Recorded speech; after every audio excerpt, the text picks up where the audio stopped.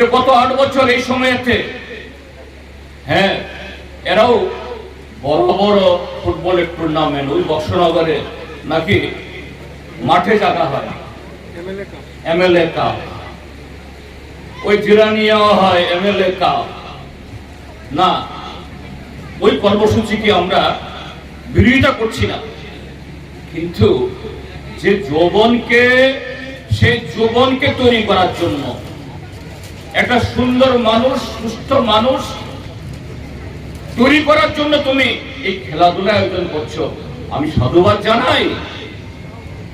কিন্তু যারা চোরা কারবারি, গরু পাচারকারী, চিনি পাচারকারী, নারী পাচারকারী, তাদের কাছ থেকে তুল্লা নিয়ে সে 2 লাখ টাকায় 50 লক্ষ হাজার টাকা প্রাইস মানি, 25,000 টাকা প্রাইস মানি, কি হবে?